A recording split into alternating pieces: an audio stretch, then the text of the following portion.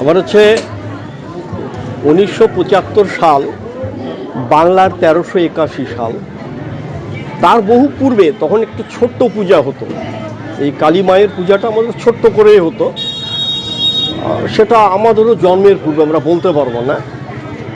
তারপরে আমাদের এইখানে প্রতিনিয়ত ডাকাতি হতো। এই ডাকাতি হবার ফলে বহু অত্যাচারিত হয় এখানকার মানুষজন। এবার কয়েক গ্রাম মিলে আমরা তখন একটা শান্তি কমিটি তৈরি হয়। তার ফলে ডাকাত ধরা পড়ে এবং তার 12 জন ডাকাতকে মারাও হয়।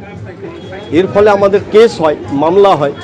মামলায় আমরা জয়লাভ করি। তখন কালী মায়ের আমরা মানসা করি যে যদি আমরা জয়লাভ করি তাহলে পরে তোমাকে 7 হাত আমরা পূজা দেব।